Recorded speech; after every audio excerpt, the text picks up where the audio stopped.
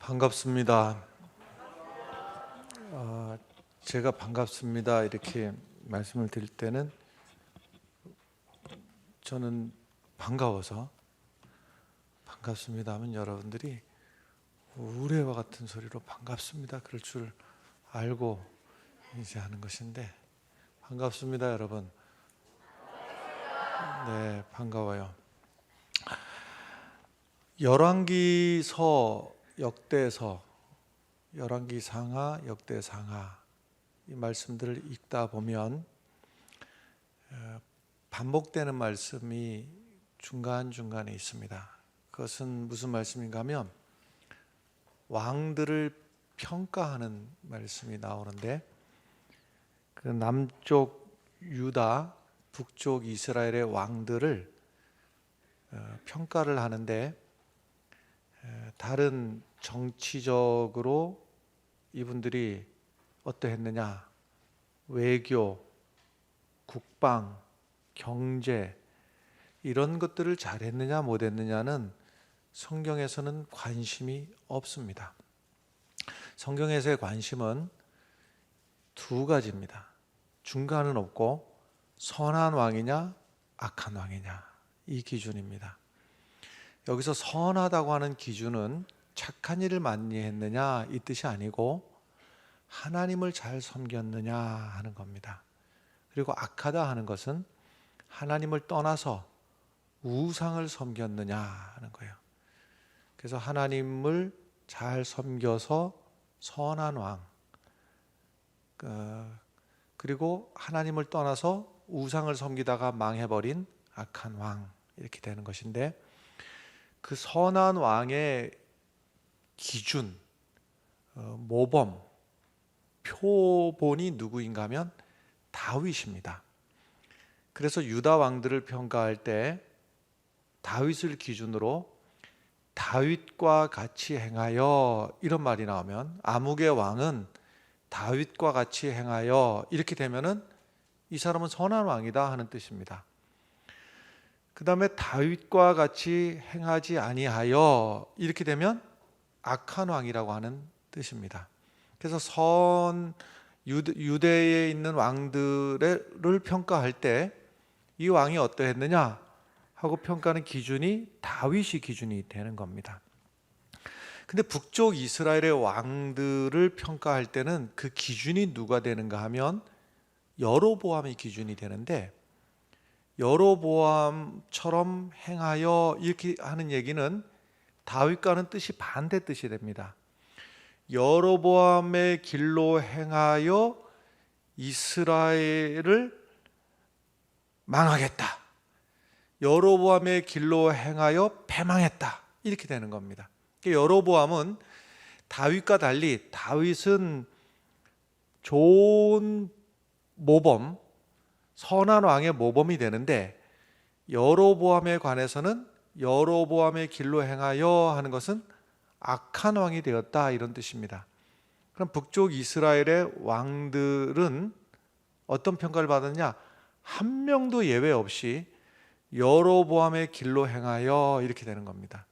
그래서 북쪽의 왕들 중에서는 단 한 명도 선한 왕이 없이 여로보암의 길로 행하여 악행을 행하여 저들이 하나님 앞에 버림받았더라, 이렇게 기준이 되는 겁니다. 다시 말씀드립니다마는 선한 왕의 기준은 다윗, 악한 왕의 기준은 여로보암이 기준이 되는데, 사실 오늘 우리도 하나님 앞에 어떤 평가를 우리가 받을까? 어쩌면 우리가 한 사람에 대해서 한 줄로 평가되기가 쉽습니다. 예를 들면 아무개 하면 그 말을 듣는 그 반응이 에이 그 사람 못 쓸 사람, 이렇게 한 줄로 그 사람이 평가되는 경우들이 많이 있습니다. 아무개, 그 사람 말 못 믿지, 이렇게 되면 참 곤란한 일이죠. 아무쪼록 이 시간 함께 예배드리는 성도들, 하나님 앞에서나 사람 앞에서 아무개, 그러면 그 사람은 참 진실된 사람이야. 아무개 그 사람의 믿음은 참 본받아야 돼. 이렇게 하나님 앞에 선한 평가를 받는 선한 모범들이 되시기를 간절히 바랍니다. 오늘 열왕기상 14장 말씀입니다마는 열왕기상 14장의 시작은 이렇게 됩니다. 여로보암의 아들이 있었는데, 아비야라고 하는 아들이 있었는데 병들어서 죽게 생겼습니다. 병들어서 죽게 생기니까 자기 아내더러 저 실로에 있는 선지자 아히야라고 하는 선지자에게 한번 가보라 하는 이런 말을 하게 되는데, 그게 2절의 말씀입니다. 2절의 말씀을 보면 여로보암이 자기 아내에게 이르되 청하건대 일어나 변장하여, 변장을 하고 가라. 왕의 아내인 것이 아닌 것처럼, 왕의 아내가 아닌 것처럼, 왕이 보낸 것이 아닌 것처럼 변장을 하고 가라. 사람들이 그대가 여로보암의 아내임을 알지 못하게 하고 실로로 가라. 실로에 가면 누가 있는가 하면 아히야 선지자라고 하는 선지자가 있는데, 이 아히야 선지자가 누구인가 하면 전에 여로보암이 아직 왕이 되기 전에, 그러니까 여로보암은 남북이 분열되고 나서 북쪽 첫 번째 왕이 여로보암인데, 아직 나라가 분열되기 전에 통일 왕국 시절에, 그러니까 솔로몬이 이스라엘 전체를 다스리고 있을 그때에 솔로몬의 밑에 부하였거든요. 솔로몬의 밑에 있던 사람입니다. 근데 아직 나라가 분열되기 전에, 아직 여로보암이 왕이 되기 전에 솔로몬의 밑에 있을 때 이 아히야 선지자가 솔로몬을 찾아와 가지고 하나님께서 주신 예언의 말씀을 아히야가 여로보암에게 말을 해줬어요. 그 말의 내용은 어마어마한 것이었는데, 뭐냐면 이 솔로몬이 처음에는 하나님을 잘 섬기다가 젊을 때는, 나이가 들면서 이제는 늙어가면서 솔로몬도 우상 숭배를 했거든요.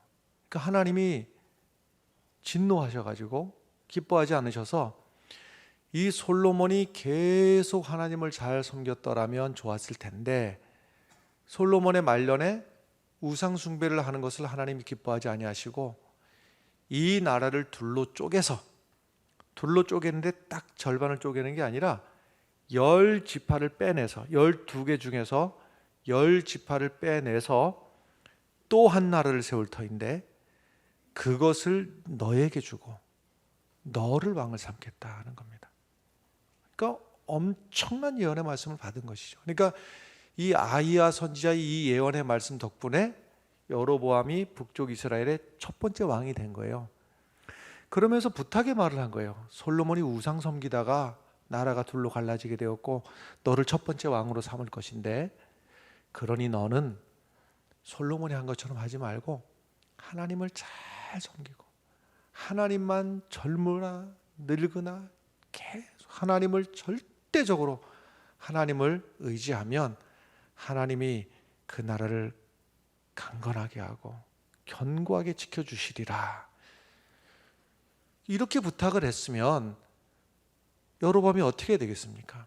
하나님 말씀을 잘 지키고 하나님을 잘 섬기고 이랬으면 좋았을 텐데, 하나님의 말씀을 지킬 생각도 안 해보고 하나님의 말씀을 지키려고 노력도 안 해보고 완전히 하나님을 등한시하고 자기 마음대로 우상을 섬기게 됐어요. 그렇게 신신당부를 했으면 들은 척이라도 했어야 되는데 들은 척도 하지 않았어요. 왜 그런가 하면 정치적인 이유 때문이었는데, 남쪽이 북쪽이 이렇게 나라가 갈라지다 보니까 6월절 절기가 되면 북쪽에 있는 전 백성들이 저 남쪽에 있는 예루살렘 성전에 가서 예배 드리려고 전부 다 남쪽으로 내려가려고 하거든요. 이렇게 이해하시면 돼요. 우리나라도 지금 남북이 갈라져 있는데 어떤 명절에 저 북쪽에 있는 사람들이 다 남쪽으로다가 내려왔다. 그러면 김정은이가 좋아하겠습니까? 절대로 안 된다고 딱 막아서겠지요. 그 비슷한 상황이에요.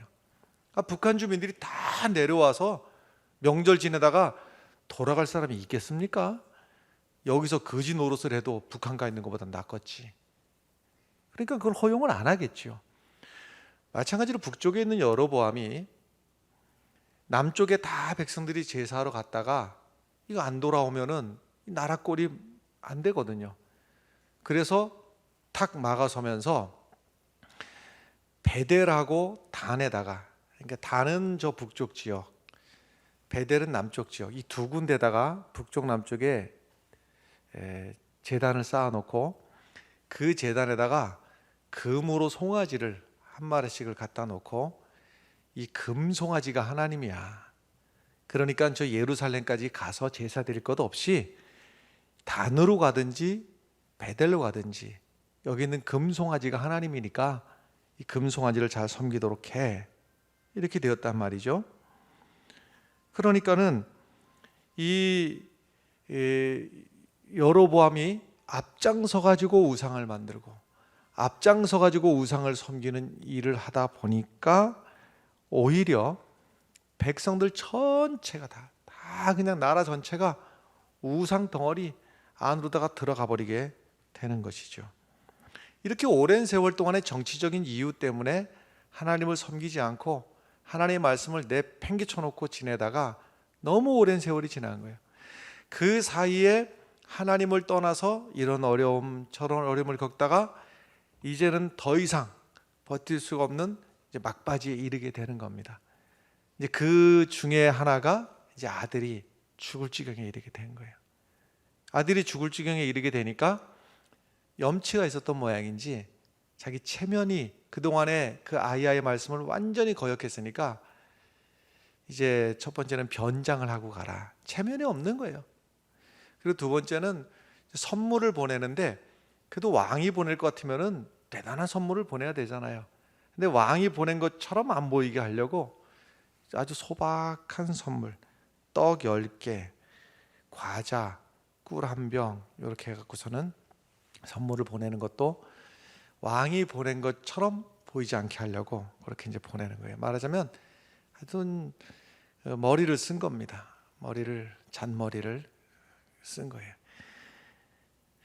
이렇게 머리 쓸 때에 차라리 하나님 앞에 바싹 엎드리면 차라리 살 길이 열릴 터인데 여전히 하나님을 의지하지 않고 자기 머리를 의지하는 겁니다.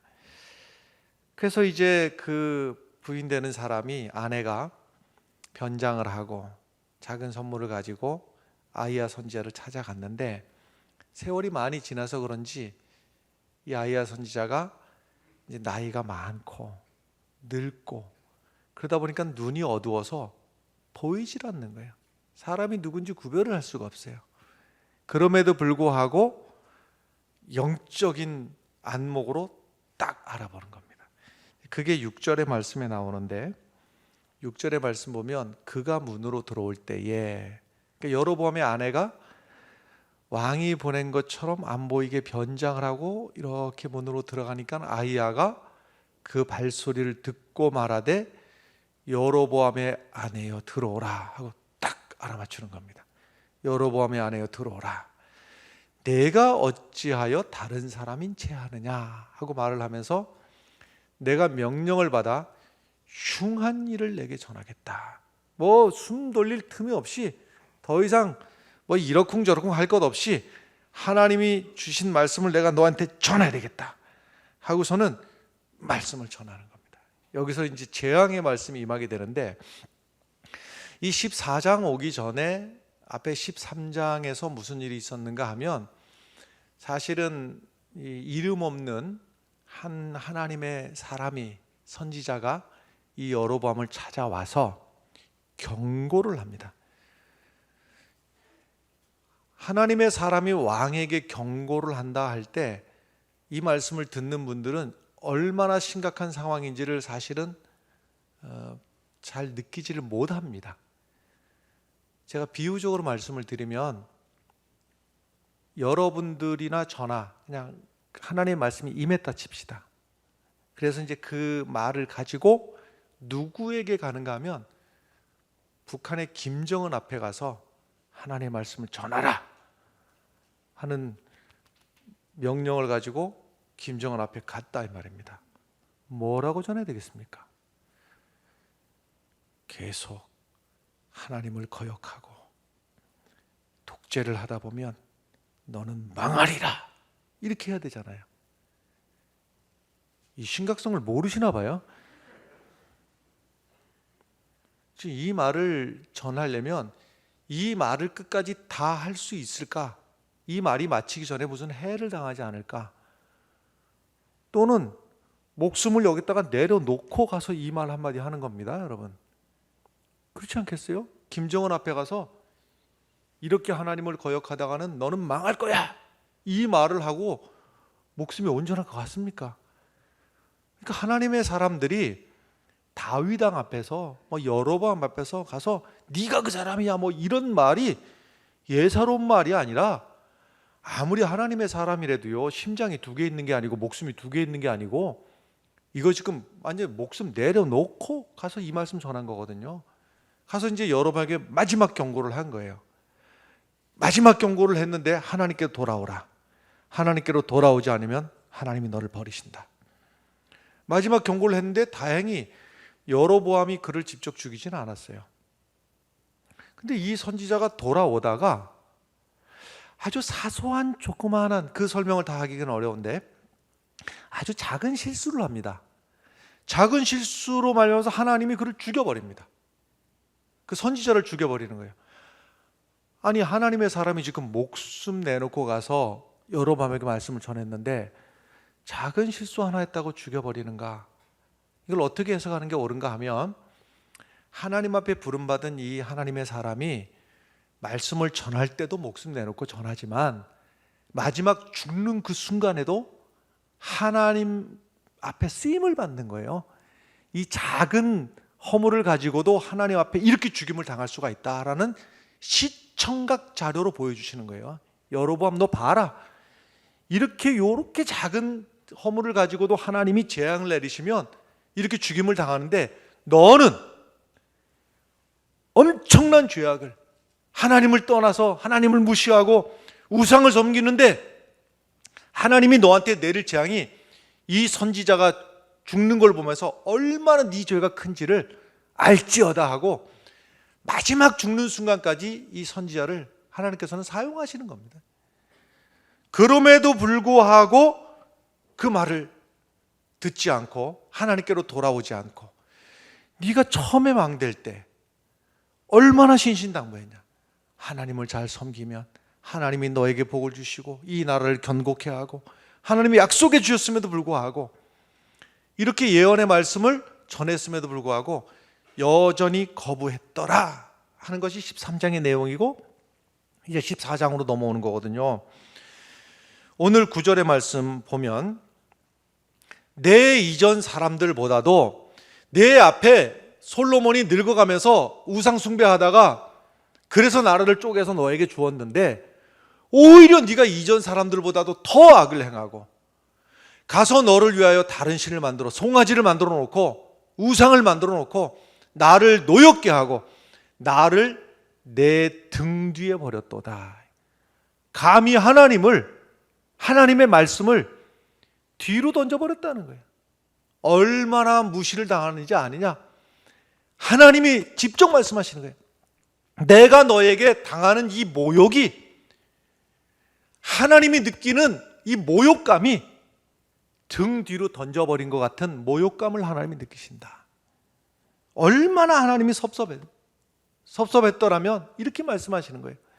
하나님만 섬기면 내가 네 나라를 튼튼하게 지켜주겠다고 했는데 정치적인 이유로 저 예루살렘의 백성들이 갔다 오면 나라가 흔들릴까 봐 나라를 튼튼하게 하기 위해서 우상을 섬겼는데 오히려 우상을 섬긴다고 나라가 튼튼해지는 게 아니라 하나님을 섬기는 일이 나라가 튼튼해지는 일인데 네가 나를 등 뒤로 버렸다. 이 말씀을 하시면서 네가 나를 등 뒤로 버렸어? 그러면 내가 너에게 어떻게 할 것인가? 10절의 말씀입니다. 10절의 말씀 보면 그러므로 내가 여로보암의 집에 재앙을 내려 여로보암에게 속한 사내는 이스라엘 가운데 매인자나 노인자나 다 끊어버리되 거름더미를 쓸어버린 같이 말갛게 싹 쓸어버리겠다. 여기서 거름더미를 쓸어버린 같이, 영어 성경 NIV라고 하는 버전이 있어요. 번역상 NIV에 보면 똥을 치우듯이 너와 내 가문을 치워버리겠다, 싹 쓸어버리겠다 하는 겁니다. 13절로 넘어가면 온 이스라엘이 그를 위하여 슬퍼하며 장사하려니와 여로보암에게 속한 자는 오직 이 아이만 묘실에 들어가리라. 이 아이가 누구냐면 조금 전에 아파서 죽을 것 같은 그 여로보암의 아들이 이제 예언의 말씀을 받고 그 아내가 집으로 돌아가자마자 죽었어요. 근데 아직 이제 돌아가기 전에 지금 예언의 말씀을 하는 것이죠. 이 아이만 묘실에 들어가겠다. 이 말이 무슨 말이냐면 이 아이만 장례 절차를 밟아서, 그래도 사람들이 애곡도 하고 그리고 또 장례 그 예식을 갖춰가지고 이 아이는 그렇게 죽게 될 것이다. 그 다음에 13절 뒤쪽에 보면 이는 여로보암의 집 가운데서 그가 이스라엘의 하나님 여호와를 향하여 선한 뜻을 품었음이니라. 이 어린아이가 무슨 선한 뜻을 품었는지는 알 길은 없으나 이렇게 생각해 볼 수도 있어요. 여로보암과 그 집에 있는 모든 사람들이 우상을 섬기다가 다 죄를 지었는데 이 아이는 아직 어려서 아직 죄를 짓는 일에 참여를 하지 못했으므로 상대적으로 선한 것 아닌가, 이렇게 해석을 할 수도 있습니다. 그러나 선한 뜻을 품었다 하면서 이 아이는 죽을 거다 하는 거예요. 선한 뜻을 품었는데 왜 죽느냐? 어찌됐든 일단 이 아이가 죽고 이 아이까지는 장례 절차, 예식을 갖춰가지고 죽게 될 것인데, 근데 나머지는 그냥 죽는데 장례 예식도 하지 못하고 장례 절차도 하지 못하고 그냥 갖다 치워버리듯이 갖다 버리게 될 것이다, 이런 얘기예요. 그러니까 상대적으로 이 아이는 아직 어려서 죄를 질 기회가, 우상 앞에 갈 기회가 없었으므로 이 아이까지는 장례 절차를 해서 죽게 되고 나머지는 장례 절차고 뭐고 그냥 갖다 치워버리듯이 버리게 될 것이다. 상대적으로 이 아이가 그래도 낫다라는 것인데, 하고 싶은 말은 뭐냐면 이 아이를 기준으로 죽되 장례 절차도 하지 못하는 비참한 죽음을 죽게 될 것이다 하는 거예요. 그 다음에 쭉 넘어가서 19절로 넘어가면 여로보암의 그 남은 행적, 여로보암의 남은 행적이 뭐냐면 두 가지인데, 하나는 어떻게 싸웠는지, 이제 군사적인 부분, 그다음에 어떻게 다스렸는지 정치적인 부분, 이거는 이스라엘 왕 역대지략에 기록되니라 했어요. 이 말씀이 무슨 얘기냐면 지금 하나님이 관심을 갖고 있는 것은 여로보암이 하나님 앞에 그 신앙이 신실한 신앙으로 서 있었느냐, 아니면 하나님을 버리고 우상을 섬겼느냐, 이 신앙의 문제에 하나님은 관심을 갖고 있는 것이지 나머지 어떻게 다스렸는지, 정치를 어떻게 했는지, 경제가 어떻게 됐는지, 이거는 하나님은 관심 없다라고. 하나님은 관심 없다. 그것은 이스라엘 왕 역대지략에, 말하자면 우리로 하자면은 뭐 조선 왕조실록 뭐 이런 것입니다. 물론 그것이 지금 뭐 존재하지도 않지만은 다른 데 기록해라. 여기 성경 말씀에는 관심 없다, 하나님의 관심 없다, 그것은 알아서 다른 데 기록을 해라 라고 하는 것입니다. 여로보암이 이스라엘 왕이 돼서 22년을 다스리게 되는데 22년이라는 세월 동안에 얼마나 많은 얘기가 있겠어요. 무슨 뭐 정치를 잘했고 못했고 뭐 경제를 잘했고 외교를 어떻게 했고 뭐 할 얘기가 많이 있겠죠. 근데 결론은 뭐냐면 이 신앙의 문제 아니면 더 이상 관심 없다. 딴 데 기록해라. 여기는 관심 없다. 이게 성경에 기록하는 방법이고 성경에서 하나님이 보시는 관점이에요.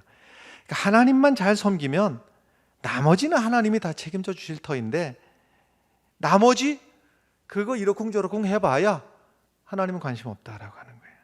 역대 지략에 기록되니라 하는 거예요.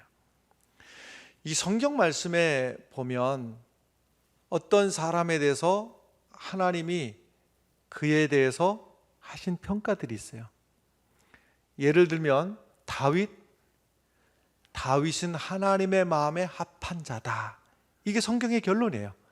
하나님의 판단이에요. 다윗 하나님의 마음에 합한 자, 하나님의 마음에 쏙 들었다 이 말이에요. 우리 성도님들도 이런 평가 받으시면 참 좋겠어요. 하나님 마음에 쏙 들었다.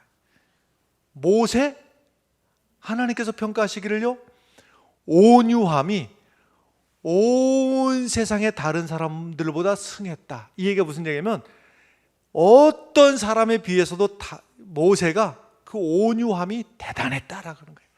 하나님이 인정해 주시는 거예요.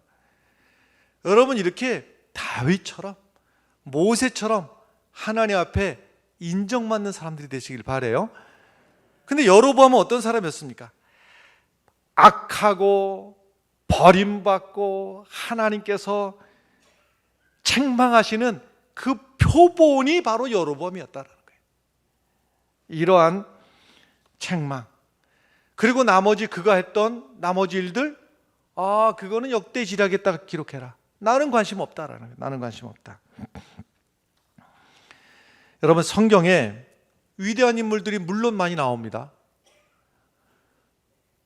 그러나 위대한 인물들 대표적인 경우가 다니엘 같은 경우 위대한 분이죠. 다니엘 같은 분은 우리가 흉내내기도 어려운 분입니다. 정말 뭐 흠과 티가 없고 완벽한 퍼펙트한 분입니다. 근데 성경에 이렇게 위대한 분만 나오느냐 하면 그렇지 않아요. 훨씬 더 많이 나오는 경우가 그냥 우리네 같은 그냥 대단치 않은 사람들 이야기가 훨씬 더 많이 나옵니다. 훨씬 더 많이. 그러니까 하나님이 세상에 출세하고 엄청난 업적을 이루고 대단한 분들에게 하나님의 마음이 가 있느냐? 아니에요.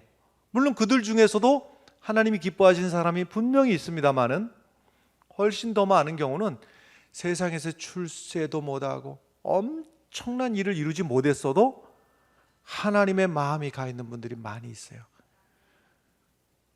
하나님을 스스로 소개할 때 하시는 게 나는 아브라함의 하나님 이렇게도 말하고 이삭의 하나님, 야곱의 하나님이다. 하나님 스스로를 소개할 때 내가 아브라함의 하나님이고 이삭의 하나님이고 야곱의 하나님이야 이렇게 말씀하시잖아요. 이 얘기는 하나님이 이삭을 좋아하니까 내가 이삭의 하나님이다 이렇게 말씀하시겠죠. 야곱도 마찬가지. 그러면 여러분 한번 생각을 해보십시오. 이삭이 무슨 위대한 일을 했는가? 이삭이 출세했다는 얘기 들어보셨습니까? 승진했다는 얘기 들어보셨습니까? 무슨 고시를 패스했다는 얘기를 들어보셨습니까? 너무 평범한 사람 아니에요? 대단한 엄청난 업적을 이룬 것도 아니고 그냥 그날이 그날처럼 살아갔던 거예요. 야곱이 그렇게 내세울 만큼 어마무시한 사람인가? 아니에요. 한편으로다가 하나님 믿노라 하면서도 또 한편으로다가 자기 열심으로 살아보려고 기진 애를 쓰고 이 사람이 신앙인이긴 신앙인인데 전적으로 하나님을 100% 의지하고 살았느냐? 그렇지도 않았던 그냥 우리네 같은 사람이라고요. 그럼에도 불구하고 하나님은 나는 이삭의 하나님이다. 나는 야곱의 하나님이다. 이렇게 말씀하시잖아요. 그러니까 우리가 나를 돌아보면서 내가 이 세상에 엄청난 일들 이루지 못했다 하더라도 아니 반대로 잃었다 하더라도 하나님은 그것은 역대지력이나 기록해라. 나는 관심 없다. 그럼 하나님의 관심이 어디 있는가? 하나님의 관심이. 이 기준이 되는 아주 중요한 말씀이 마태복음 25장에 있어요. 하나님이 주님께서 마지막 날 오셔서 세상을 심판하실 때에 오른쪽과 왼쪽을 탁 구별해 놓으시고 상 받을 자들과 멸망받을 자들을 구별해 놓으시고 이 상 받을 자들에게 내가 상급을 주겠다. 상급. 그 상급이 뭐냐면 마태복음 25장 34절에 나오는데요. 그때의 임금이 그 오른편에 있는 자들에게 이르시되 내 아버지께 복받을 자들이여 나와 창세로부터 너희를 위하여 예비된 나라를 상속받아라. 여러분 상속받는데 나라를 상속받는다는 얘기 들어보셨습니까? 막 가슴이 막 벌렁벌렁 안 합니까 여러분? 누가 땅 100평만 상속을 해줘도 좋겠는데 땅 100평이 아니고 나라를 상속받는다니까요. 안 놀랍습니까? 나라를 상속받으리라. 그 누구에게 나라를 상속받으리라 하는가 하면 35절부터 보면 내가 줄일 때에 너희가 먹을 것을 주었고 목마를 때 마시게 하였고 나그네 되었을 때 영접하였고 그 다음에 36절 보면 헐벗었을 때 옷을 입혔고 병들었을 때 돌보았고 옥에 갇혔을 때 와서 보았느니라. 이렇게 상급을 주겠다고 나라를 상속받으리라고 큰 상을 주겠다고 하는데 문제는 이 상 받을 사람들이 뭔가 잘못된 거 아닌가? 주님, 언제 제가 주님 앞에 먹을 걸 드렸고 마실 걸 드렸고 언제 제가 그런 선한 일을 했습니까? 하고 물을 때에 결론이 이겁니다. 마태복음 25장 40절에 임금이 대답하여 이르시되 내가 진실로 너희에게 이르노니 너희가 내 형제 중에 지극히 작은 자 하나에게 한 것이 곧 내게 한 것이니라. 이 일은 사람들이 기억 못할 일입니다. 사람들이 기억을 못하지만은 주님께서는 기억을 하고 계시는 거예요.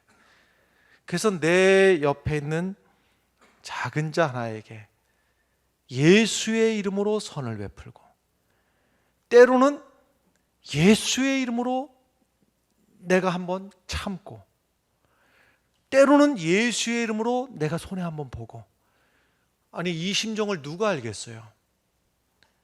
내가 한번 참은 것을 내가 인내한 것을 내가 손해 본 것을 누가 알아주겠냐고 누가 알아주겠냐고. 근데 결국 마지막 때에 주님께서 기억하실 것은 그거라고 하는 사실이에요. 오히려 반대로다가 내가 이것도 이뤘습니다. 저것도 인정받았습니다. 하나님의 관심은 난 관심 없다. 나 관심 없다고 하는 거예요. 오히려 반대적인 경우가요. 마태복음 7장 22절에 보면 이런 말씀이 있어요. 그날에 내가 그들에게 밝히 그날에 많은 사람이 나더러 이르되 주여 주여 우리가 주의 이름으로 선지자 노릇하고 주의 이름으로 귀신을 쫓아내고 주의 이름으로 많은 권능을 행하지 않았나이까. 내가 이렇게 막 뭔가 했습니다. 그럴 때 예수님께서 관심 없다라고 하는 거예요. 23절의 말씀 보면 그때 내가 그들에게 밝히 말하되 내가 너희를 도무지 알지 못하니 불법을 행하는 자들아 내게서 떠나가라. 관심 없다고 하는 거예요. 주님의 일을 하노라 하면서 막 드러내면서 이것도 인정받고 저것도 인정받고 한 것 주님은 관심 없다라고 하는 거예요. 오히려 주님이 관심을 갖는 것은 주의 이름으로 작은 자 하나에게 했던 일, 주의 이름으로 내가 분낼 거 한번 참았던 일, 내가 주님 때문에 내가 손해봤던 일, 아무도 몰라줘도 주님은 그 일에 관심 갖고 계신다. 사람들에게 인정받고 저분 대단해. 주님께서는 관심 없다. 그건 딴 데 기록해라. 딴 데 기록해라. 한번 대답해 보십시오. 목사님이 여기서 주의 말씀 전하고 설교하는 게 더 중요합니까? 두 번째는 저 직장 가고서는 벌어먹고 사느냐고 아침부터 저녁까지 일하는 게 중요합니까? 세 번째, 집에서 하루 종일 설거지하고 빨래하고 해도 해도 표시도 안 나는 그 일을 하는 게 더 중요합니까? 뭐가 더 중요합니까? 질문 자체가 잘못된 거예요. 똑같은 설교를 해도 설교자가 자기를 드러내기 위해서 설교를 한다면 주님께서 나 관심 없다, 내게서 떠나라. 똑같은 설교에도 주님의 심정을 가지고 주님의 사랑의 말씀을 마음을 가지고 전할 때에 내가 그걸 기억한다라는 거예요.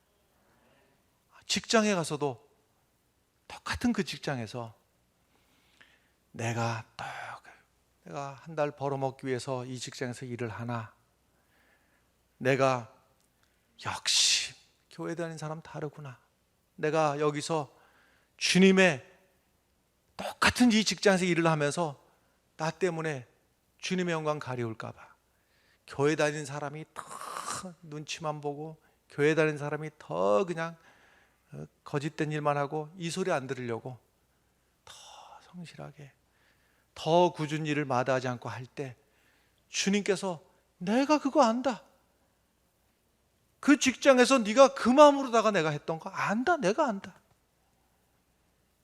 집에서 누가 알아줍니까 여러분? 빨래하고 청소하고 해도 해도 끝없는 집안 일하는 게 이게 안 하면 표시나고 하면 표시가 안 나고 이 일이 무슨 의미가 있는가? 아니라는 거예요.